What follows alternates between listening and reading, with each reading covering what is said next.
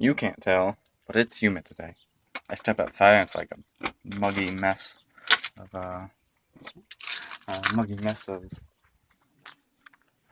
air. Sorry, that sentence kind of got away from me. I'm getting ready to go to a movie theater, the cinema, as you would call it, and I'm gonna be way too early. I know I am, but I don't want to be late. See, in my head, I'm thinking, it takes 20 minutes to get there. It doesn't take 20 minutes to get there. It takes like 15. So right now it's 9:50. The movie starts at 10:30. I'd like to get there about 10 minutes early. I'm not gonna. But in my head it takes 20 minutes, but realistically I'm expecting it to take 30 minutes, but non-neurotically, realistically, I'm expecting it to take 15 minutes. So, and for the last 10 minutes, I've just been standing around. Like, I didn't want to play this game on my phone. I just turned on all this. I'm going to turn this down so you don't hear that. Hopefully the whine of my car isn't too much. Not really. It's kind of whine. But for the last, 10 minutes, I've just been standing around. And I didn't want to play a game on my phone because I'm like, oh, if I get into it, I'm going to be late. I'm going to miss my time. And, it's not going to be good. But, man, am I sunburned? I don't know. My face is a little red. So yeah, I'm going to drive. I'm not going to hold this while I drive. I'm just going to put it down here. So you get a look at my car, which, does it show up? Does it show up? Yeah, it kind of shows up. That is from when I tried to dump a soda outside the window because it was full. And it was just like water, and it all came flooding back in. And Lady was in the car. And I think it might have got on her. And we were headed to my college, and my parents were like, what happened? I'm like, I don't know. So, yeah, that's a thing. And then everyone comments on it, and they're like the first time they get in my car, like, what? That's a lovely spray pattern you have up there. I'm like, oh, thanks. I have no idea how I got there. It was like that when I bought the car, because I don't want to admit that I was an idiot and couldn't dump a soda out the window. Yeah. So anyway, I'm gonna drive, and if we get to the parking lot and I'm there way too early, I'm gonna talk to you for a little bit. Okay? Sorry, you don't have a very good view. I don't listen to the radio. I hope here. Maybe I'll put this right here so you can hear me a little better. Hopefully. Yeah, you can also see the little airbag warning. Okay, I have no idea what happened, but somehow the camera got pressed and told to stop, which I did not want it to. I don't know how this is going to show up. I would assume, because you don't have any other visual cues, that it's gonna look the same, like I'm stationary, essentially. But for me, it feels like I'm moving. I mean, because I am moving. Of course it feels like I'm moving. So, yeah, I mean, one of the things I've always hated about movies, or TV shows too, are like scenes in a car, because they never look real to me, with the exception of Supernatural, which is weird because I've seen the behind the scenes thing for that, because they drive a lot, they drive everywhere over the country to hunt the monsters, and I've seen behind the scenes, and I've seen the car they film in, and it's like, oh, it's the best car ever. It's a Chevy Impala 1968, I believe. It's black, and it just looks fierce. It's like one of those old kind of muscle cars. But I think they have 8 different ones, for crash scenes, for what do you call it? Fight scenes, where they get bullets in the car or something. And it's an old car, so it's kind of rare. It's kind of running out of parts. But yeah, and then they have one where they're just filming a regular conversation. They have one where they're filming it like stationary or driving from the outside, and they always manage to make it look real. But especially movies and TV shows in the 90s, they always look so fake. It's like, I can tell that that's just green screen added in behind it or whatever. I don't know if it's behind it or what, but it looks awful. And I don't know why. I don't know if that's because it's fake. I mean, I assume it's fake. Maybe it's not. But I assume it's fake. Because it looks fake. But maybe that's just how the camera works. In the car worked. I haven't seen too many of them done recently. I think people, like filmmakers, realized that they look terrible generally. But we'll find out. So I just stopped at a stop sign. This road does not need that stop sign. It's like 10 cars come on this every hour on this road, which, I mean, and then the way that you're supposed to stop and like let traffic through, that's a regular subdivision street. It's not like anything special. It's not a high traffic area. It's not like, there's no reason for us to stop on that street. I'd show you. It's probably not making too much sense, but like, you're just driving, and then you would turn left, and you would go like 10 houses down, and that's the end of the road. There's a total of 20 cars tops that could be on that road. Oh geez, that car was in an accident. I can't tell if he has a blinker on because his right headlight was completely smashed. It looks like very recent because the hood of the engine, or the hood over the engine is like peeled off and like hanging there, bouncing around. I assume he's driving home. But yeah, the stoplight, or stop sign, just does not need to be there. Everyone complains about it. Like, why is this here? And it's there because one of the city officials who are in charge of putting it there is like, oh, we need it here, and we don't. We absolutely don't. No one needs it there. That's not a high traffic area. I mean, yeah, they've been talking about how it could become a high traffic area for like 10 years because they plan on like developing this road that we're on now called Mansion Road, which is near actually, it's like not even really near.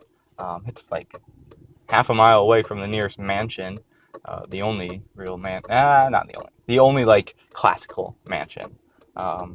Maybe I'll show you that sometime. Not now, because I'm driving and I want to be safe. I'm a safe driver. I am. I use my turn signal. I don't know if you can hear the little beeping, and all that. And I stop. I actually stop at stop signs. I don't do the rolling stop. I've been going under the speed limit, actually, just because I've been talking to you and haven't really been paying attention to my speed. I've been paying attention to other things, just not so much my speed. Yeah. There's a Mexican restaurant over there called Xochimilco. It looks even more hideous than when I left for Korea. Like, it's always been this hideous bright orange and red and kind of yellowy, but they did something, and now it's even worse.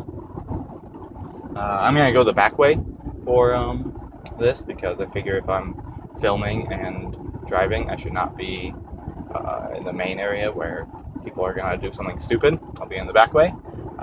I mean, not that I'm expecting anything stupid. I could handle if they did something stupid, but it's just, why bother and take that chance when my attention span is not fully there.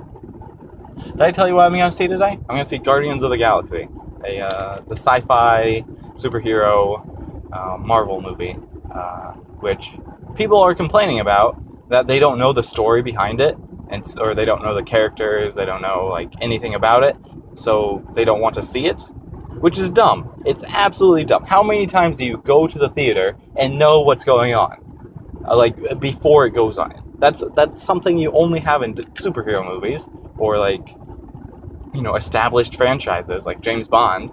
But why? Why do you need that? Why are we trained at this point to only want to see, big franchises that we already know what's going to happen? Why do we want the familiar so much? It's absolutely stupid. That's why Jordan doesn't want to see it. So I'm going alone, and I'm going to get there early, and I'm going to get popcorn. I wish I could share the popcorn with you. When you get here and we're making plans to go somewhere together, you're gonna realize just how neurotic I am, and I'm gonna blame my mother, okay? Because this is what she does. She says, like, whenever we were going out to eat, whatever, she'd be like, "We're gonna leave in 15 minutes," and like the typical kind of stereotypical girl woman thing. That isn't necessarily true, but it never takes 15 minutes. So I'm sitting there ready, and she's like, get ready, even though she's ready, and I'm ready, everyone's ready. We're just waiting to go because we want to get there at a certain time, and we don't want to be late. And so we have like this very specific window of planning. Like, I left at 9:50. I got in the car at 9:49, and I knew I would have to like buckle up, and I would talk to you, and I would kind of explain what's going on, show you my lovely face. And by the time I left, it was 9:50 on the dot, and I knew it would be. I'm great at planning that, but I should not be great at planning that. I mean, why do I need to plan what time I'm gonna leave for the movie theater? I mean, that's absolutely nuts. It is. It's crazy to be that precise about something that I'm gonna get there. And even if I'm like, even if I drive slowly now, I'm certain to get there in like 10 minutes. Oh, yes, we hit a red light. I like red lights because they slow me down, force me to slow down. And I do this every time I go to the theater. I really do. I don't go very often, so it's not like I'm just dumb and not learning from my mistakes. But I just, like, there's some weird line. Like, it doesn't sound like the tornado siren, but it's just a weird, loud noise. Anyway, oh, I know what it is. It is the tornado siren. It's just farther away, I guess. Because it's the first Tuesday of the month, and they always test it about now. I know that from math class in high school, when I had it with Mr. Kimball, and we would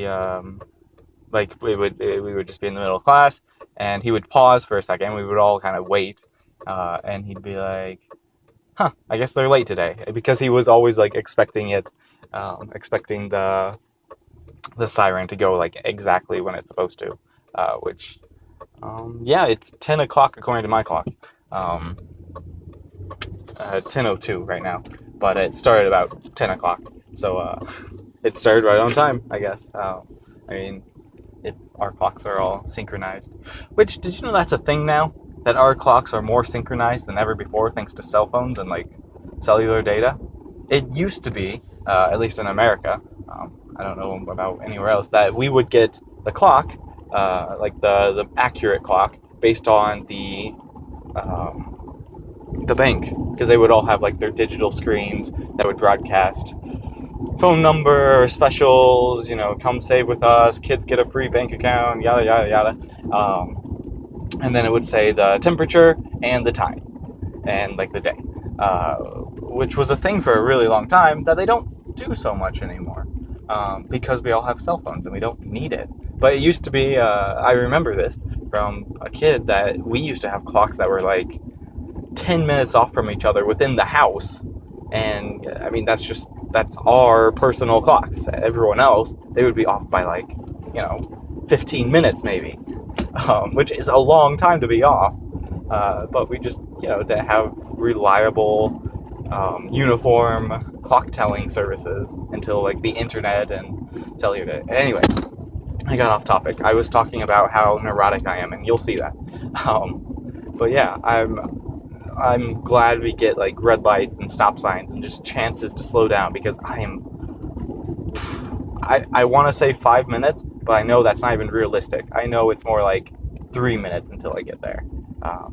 And yeah, 5 minutes if I get stopped at that really terrible stop sign that that you can't turn left anyway, because it's a very high traffic area, and a stop sign, is only for us, not for the high traffic people. So yeah, man, I've done a great job of talking this whole time. I talk in my car a lot. This is Princess Diana, by the way. I didn't introduce you to. She whistles sometimes. I think she teases me. You like Princess Di, right? I remember that. Princess Di and not Madonna. I wanted to say Madonna. Marilyn Monroe. Those are two of your people that you like, who are not like unconventional. I mean, they're definitely. It's not weird that you like them. It's just I didn't expect you to have such an affinity for them, but you do, and that's cool. Especially since my car is Princess Diana. She's the reincarnation of her, because this is a 1999, which they probably built in like 1998, actually.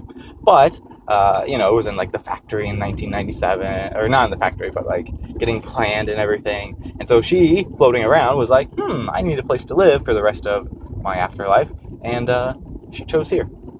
I mean, obviously that's not true, but that's what the story I came up with. I have one turn and then like 100 meters, and then I am at the movie theater. So I'm gonna talk to you for about 10 minutes, maybe more, while in here. Yeah. See, I am great at planning exactly how long it takes, but I'm just bad at denying my neurotic tendencies.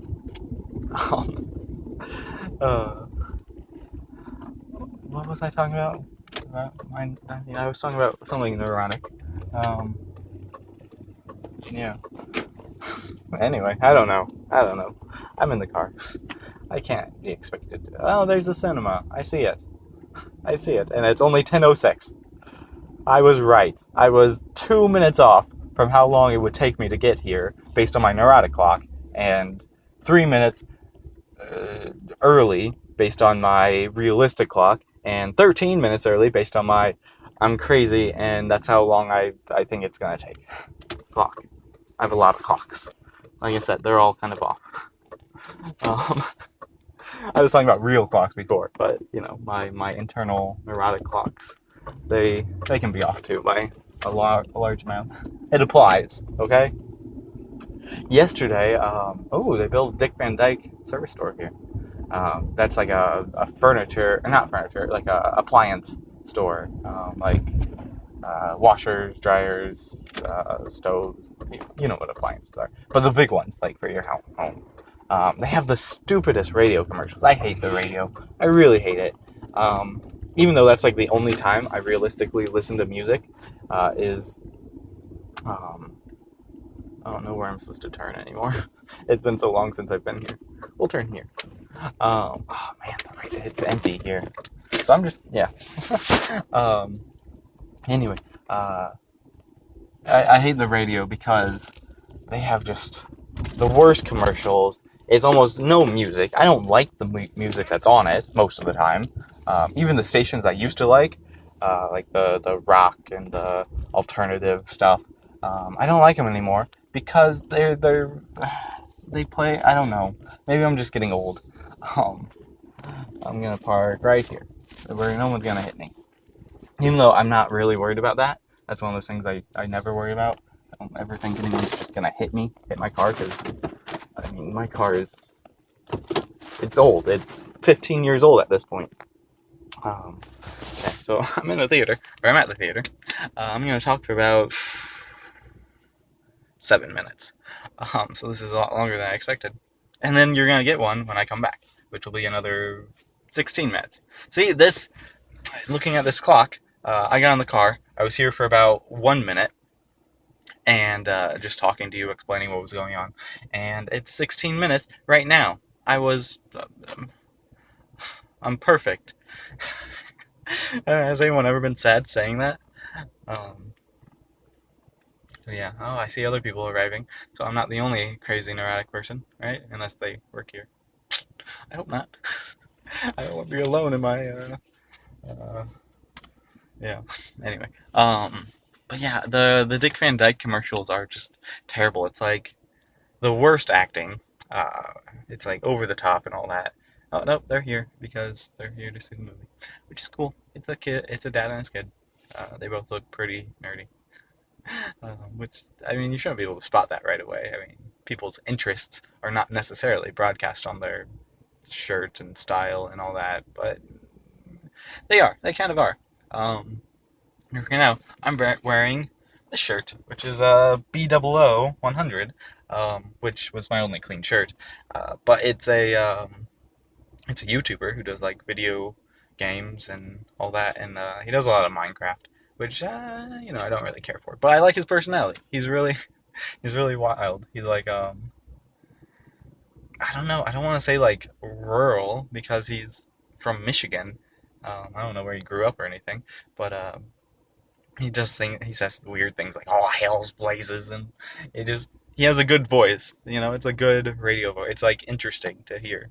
Um, yeah. Hey, that guy's wearing a smiley face T-shirt. Um, what was I saying? Oh, but the radio commercial. It's like the worst acting. It's like, wow, I can't believe that. Da, da, da, da, da.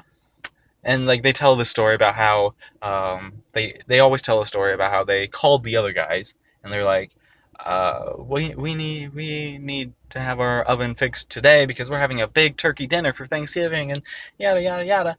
And we called the other guys and they said we can't help you till next week. Well, I called Dick Van Dyke Appliance Store or Appliance World Store or something, whatever the hell their name is, and they're like, they came out in just 1 hour and had it fixed right away. He even had the part on his truck. So I don't know why they're always sounding rural and stupid in my head, but that's my stupid voice, I guess.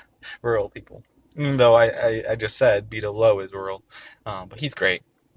He was like a contractor before all this, before he started doing YouTube. He's like 30. He just had a kid. I know way too much about these people, but I watch them every day. Well, their videos. I don't ever really see them.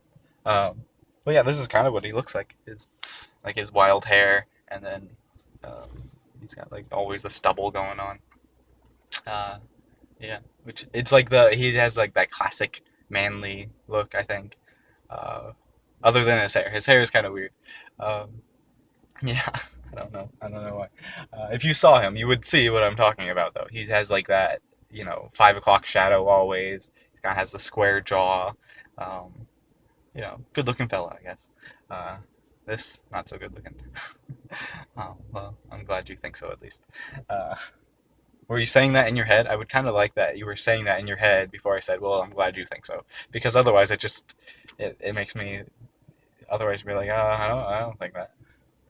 Um, but yeah, and then I forget about the commercial. There's more to the commercials that are just stupid, and they have this little. Okay, I can't forget it because I hate them so much. It's like the Dick Van Dyke Appliance World. When you buy from us, you get the whole store. And then there's like a weird sound, like whirl. And it's so stupid. It's so over the top. It doesn't need to be like that. It's not even like aware of how stupid it is. It just thinks it's being funny. It's not though. It's being stupid, and it's funny to make fun of it. Um, yeah. So it's not like ironically stupid or anything. Which I mean, there's a line there that's very thin that people often cross and don't realize that they think they're being like ironical, like they like Pokemon because it's ironic or something. They're not supposed to like it, but they do, even though they're 30 years old or whatever. And it's like after a certain point, it's like you're not being ironic. You're just doing the thing. Or people who say like YOLO or swag or whatever. I mean, there has to be a point where this is not, you know, it's not just ironic. It's just you being an idiot. Um, yeah, I don't know. Yeah, people are actually showing up now, so I don't feel too bad about going inside soon. But I'm gonna wait 2 minutes because it'll be right at 10:15. And I guess I'm a little, I don't want to say OCD because that's not really OCD, but I just precise. I'm obsessed with precise. Obsessed. I'm compulsive.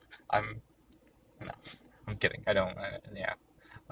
Though we had a psych teacher, professor, who said that like everyone has something on a scale. So often people focus on those single traits of obsessive compulsive behavior, but it's just like these little tiny things. It's like one out of every million actions that we do is we're a little obsessed about, because that's just how our brains work. And uh, like we notice those, but if you're actually obsessive compulsive, you have like just hundreds of them for every one that we would have. So it's just, it's a lot worse. It's a matter of degree. I don't know how true that is. I don't know that I've ever met anyone who's been obsessive compulsive. Um, Jordan, he's not, but he has a lot of those behaviors that I make fun of him for. Um, yeah. The more I look at all the people who are showing up, the more nerdy I realize they are, which is great because that's who I am. Um, I'm not making fun of them by any means. I find it silly that it's so easy to tell. It's probably easy to tell with me too. Um, yeah, we're all, because we're definitely not athletes. We're all a little, I don't know, bad postures. We don't really carry ourselves in the same way. We kind of slump, and we're just shaped differently than like someone who would be athletic. But then more so, it's like we're someone who's used to just sitting hunched over a computer screen or hunched in front of a TV or something. I don't know. I have no idea. Anyway, this lady's staring at me in her car next to me. So I'm going to get out and I'm going to go in. I'm going to edit these together. Oh, yeah, I forgot that the original one. So I wasn't exactly on the money. Huh. But yeah, I'm going to edit these together. So for you, it's going to be like 2 seconds before I leave. Well, maybe like 30 seconds because it take long to say goodbye. But for me, it's going to be a movie worth of time. So I love you, and I will talk to you when I get out. Bye. Best movie ever. Hold on, let me turn down the air. Something that might be blowing in your face, or will in the microphone, blowing in my face. But yeah, best movie ever. Not ever, but a great, great movie. Like it really. I don't know. It was a good movie. It's it's if you don't know the story, because you're not a nerd, at least not this kind of nerd. You're get driving. But Peter Quill he gets abducted, not adopted, abducted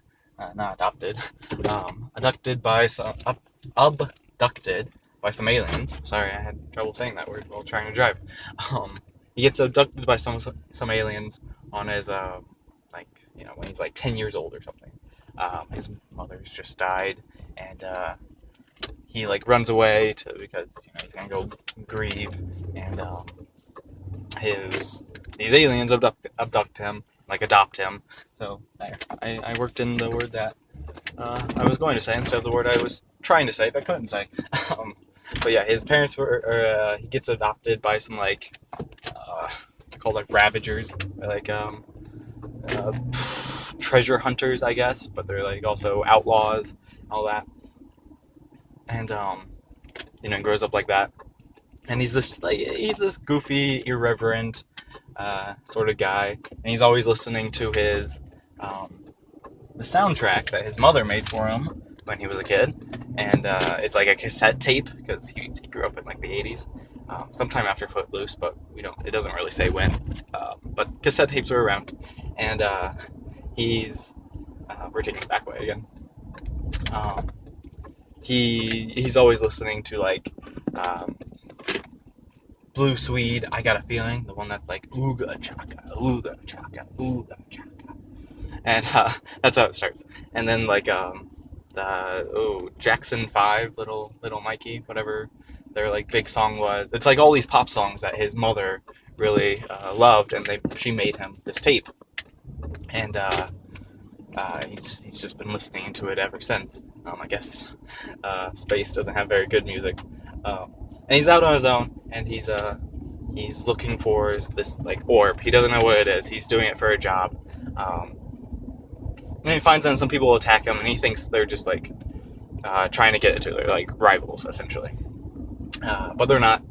He doesn't know what the orb does, but it turns out to be very important to this alien, this blue alien, who's very religious nut job, named Ronan. Ronan the Accuser, and he's a Kree, and they're at war with the Xandilians or something. I don't know. I'm not deep into this mythos, but this is just what I picked up from the movie. But they're at war. They were at war with them, and then there was a peace treaty. But Ronan doesn't accept the peace treaty, so he's killing all sorts of people, of these Xandilian people who are like humans essentially. They're just from Xandar, and I don't know if they're just humans, but yeah. Man, it's hot. But yeah, he's trying to kill all these people, and he's working with this big guy, big baddie named Thanos, who's like the biggest, the most powerful being in the universe, according to the movie. I don't know how true that is. I don't know if that's because in Fantastic Four it was Galactus who was the biggest threat to the universe. Yeah, I'm going. We're at this little overpass thing where only one car can, or underpass, where only one car can fit through, and you have to like take turns, and it's basically a stop sign. Wow, why is this road so goddamn busy? Yeah, it's my turn, bitch. Anyway, sorry. This guy, Thanos, he wants this stone for whatever reason, and he promises to help Ronan destroy the Xandar if Thanos helps him, if Ronan helps him get this stone, because it's very important. We don't know why. We don't even know what it is or what it does until later. And so Ronan sends one of Thanos' daughters, who she's not really his daughter. She's an orphan from one of the people he killed, one of the planets that he killed, Thanos, and he killed her family in front of her and destroyed the whole planet. And he adopted her and trained her to be an assassin and killer and all that. And she has zero love for him, and neither does her adopted sister. They're not real sisters, named Nebula. Nebula and Gamora. Gamora is the green one, Nebula is the blue one, played by Karen Gillan, and the green one is Zoe Saldana, who's very, very attractive. Yeah, but so anyway, Zoe Saldana, Gamora, gets sent down to retrieve the stone from Peter Quill, Star-Lord, the main character, played by God, I knew his name. I just saw his name in the credits. I don't know. I don't remember now. I can't be perfect. He's some guy who was on Parks and Recs, and he used to be really chubby, and now he's not. Chris Pratt. That's who it is. Sorry. I was really excited and I hit this. Chris Pratt, and she's sent down, and she's a beautiful lady, very sultry assassin. She has this swagger when she walks, her hips sway and all that. Obviously it's gonna catch Peter Quill's eye because he's a ladies' man. He's one of those lovable rogues, like Han Solo, who I guess you don't like Star Wars, so you don't really care for that connection, maybe. But let's get into it. So they start to get in a fight, and Peter Quill has this bounty out on him. So Rocket, the raccoon, he's a genetically altered raccoon who can walk and talk and shoot rockets, and his companion, a giant tree who's dumb. He can't talk. The real meaning of dumb. He can't talk except for to say "I am Groot," which becomes important at the end of the movie. I guess it's not really important. It's just a touching kind of bring back, and mostly it's for comedic effect throughout the movie. Okay, I was making sure I was still recording. Ooh, sorry, I had a lot of soda. They have this machine there that you can you press on Coca-Cola. It's a button, it's a touch screen. You press on Coca-Cola or whatever you want. There's 30 different flavors. Ooh, let's stop. That light turned really suddenly yellow, and it was I was very far back, but I wasn't expecting it to go. I don't know. Sorry, I haven't driven that much lately, so my reflexes might be a little off. Anyway, they have this button that you press, and you have like 30 different flavors to choose from, and then you click on that one, and then you get to choose from another like 5 other flavors. Like I had Coke, I got Coke. I clicked on Coke, and it said, "Do you want Coke, Coke Vanilla, Coke Lime, Coke Cherry, Coke Vanilla Cherry, yada yada yada." There was maybe 2 or 3 more. Coke Orange, I don't know. And you could press it, and you could like mix them all together and do whatever you want and make wild things. I just got Coke Lime with a little bit of Coke Cherry, and it was good. You know, it was good. Anyway, that's beside the point. I just told you that because I had a little burp. Anyway, so like they all get into a brawl in a public area, and so they get sent to jail for this because they like endanger people and yada yada yada. And so they're in jail. They meet Dave Bautista, his character Drax the Destroyer, who Dave Bautista was a wrestler or MMA fighter or something. He was like he's a big dude if you ever see him. I don't think he was an action movie star, but he did a great job in this. Anyway, they're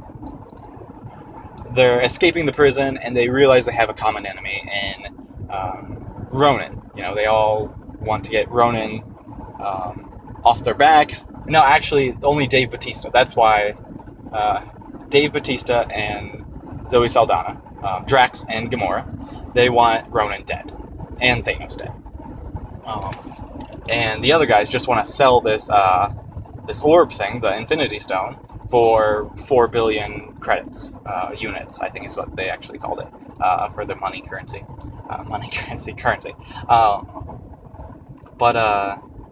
Yeah, so they sell it, or they want to go and sell it, so they go to this planet, and like Outlaw Planet, and they're going to get 4 billion for it, and they find out the story of the Origin Stones. Essentially, if it touches a piece of organic matter, it will destroy it. It's like unlimited power, essentially. That's why I call it an Infinity Stone.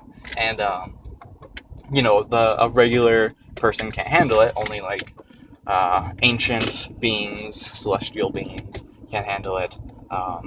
Which they don't really get into what that actually means. Like if it's like divinity and that kind of stuff, or if it's just like superheroes essentially. And if a regular person, a mortal, tries to touch it, he will die. And so mostly people will put it in like a staff or something throughout the ages and make it a weapon of some sort. But even that will eventually kill them. And so it seems pretty safe on its own. Like, no one would ever touch it because if they did, they're gonna die. But Ronan, once he finds out what the stone is, he wants it, and so he takes it, and he turns on Thanos. He takes it from Chris Pratt and the gang, and they, after like a big battle, and there's a very touching scene where Gamora almost dies, and Peter Quill, being the rogue, is like expected to just leave her to die. That's what Rocket the raccoon says. Is like, oh, we're just leave her. You did everything you could for her. Yada yada yada. And she's out in space, floating there, and he leaves his ship, Peter Quill, and like rescues her, and it's like a very touching scene. I cried a lot during the movie, but I think it was more just the timing of when I saw the movie as opposed to actual, emotional power that the movie has. Though it does have emotional power, just maybe not enough to make most people cry. I already cry more easily than most people, I think, and especially at times like this. But it was a good movie. Like, it was a comedy more than anything else. But it was comedy with heart, I guess. And so, anyways, Ronan turns on Thanos. He's like, I'll destroy you after I destroy the Xandar, or the Xandaria, or whatever the planet's called. And he goes, and like the Guardians kind of unite, and they're like, okay, we're gonna unite all the Ravagers who were trying to kill us, and we're gonna unite Nova Terra, or whatever the planet, no, Xandaria, that planet, because even though they tried to arrest us before, or they did arrest us before and put us in jail, we have to protect them because they're part of the galaxy. And if we don't stop Ronan, then he will destroy the entire galaxy or whatever. Um, so they go, and they big action, and yeah, it's a superhero movie. I'm not spoiling anything by saying they stopped him, but I don't know. It was great. I'm almost home. You can't tell that, but I'm in my neighborhood. I don't. I mean, it's not really a movie I think you could spoil, because any decently intelligent adult is gonna know that it's gonna have a happy ending, that everyone's gonna survive, that well, not everyone, but people are gonna survive, that all the twists and turns are pretty um, pretty standard. It's just done in such a way, so well acted, so well written, very witty, very etc., that the story itself, it doesn't matter too much. It's a conventional superhero movie, and it sets things up for the Avengers, and like the whole Marvel universe, because you don't really need to know about this too much. But there's like a whole story with Iron Man and the Infinity Gauntlets that I only know from reading Wikipedia entries. But there's more than one Infinity Stone. There's like five, I believe, five or six. There's like one for each knuckle, and then like the center one maybe. And they each control different things. One's like energy, one's like time and space, one, whatever.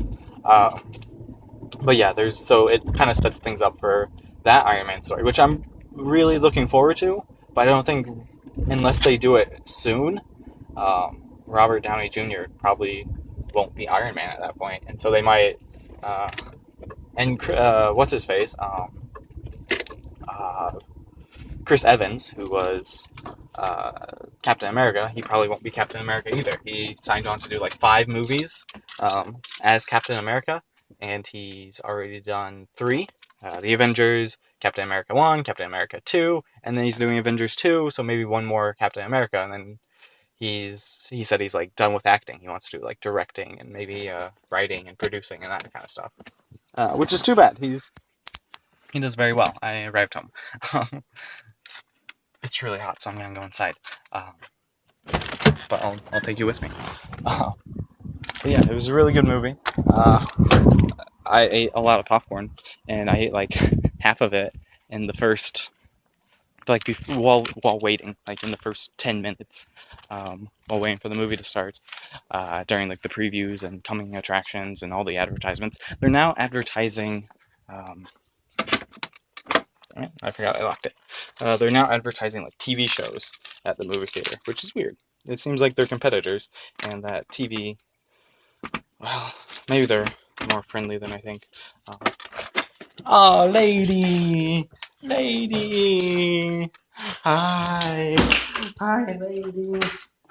Hi, I missed you too! I missed you too! Yeah. So yeah, TVs and movies, maybe they're more friendly than I thought.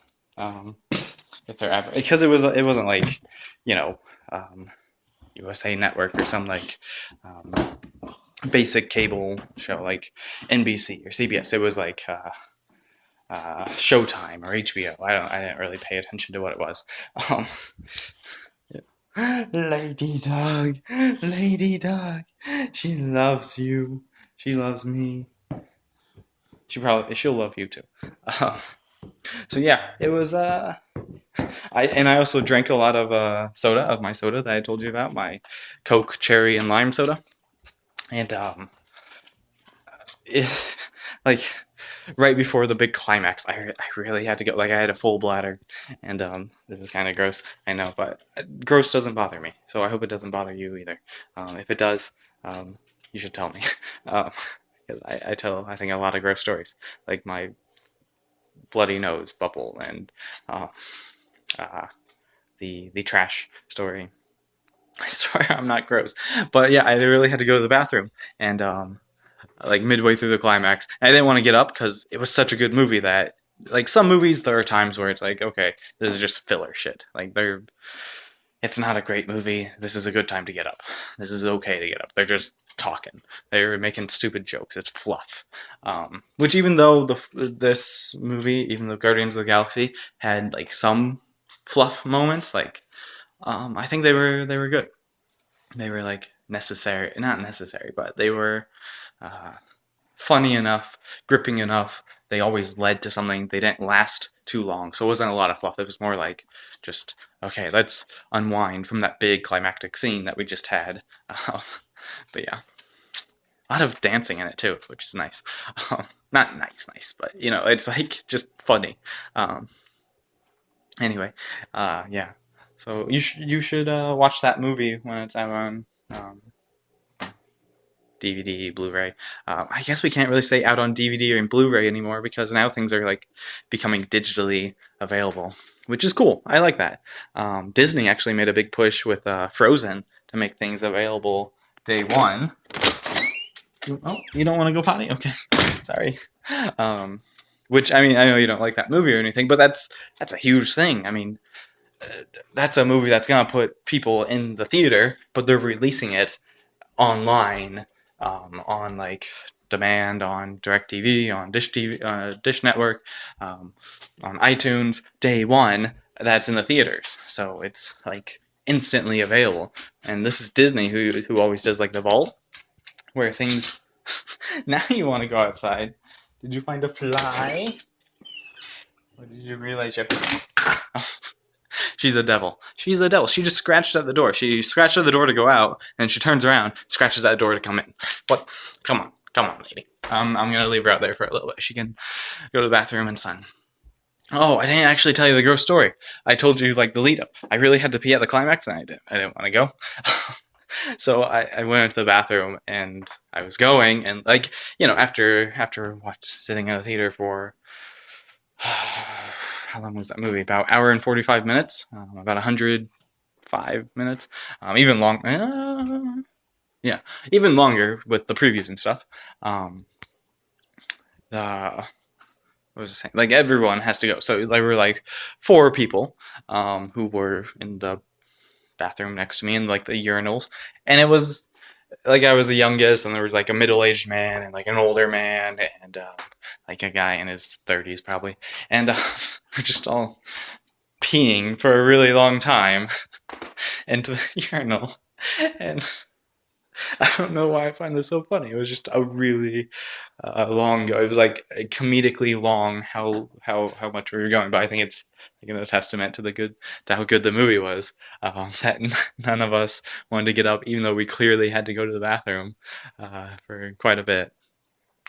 Yeah. So yeah, there's my gross story. Well, now that I'm home, I might as well just keep talking. No, I won't do that. I won't make you sit through all of that. But I'm gonna post this online. I'm gonna put it in a playlist. I'm gonna make it publicly available because why the hell not? And so it's a playlist. I'll update it every so often. It should be, um, you know, I don't know. I'll always try to update it anyway.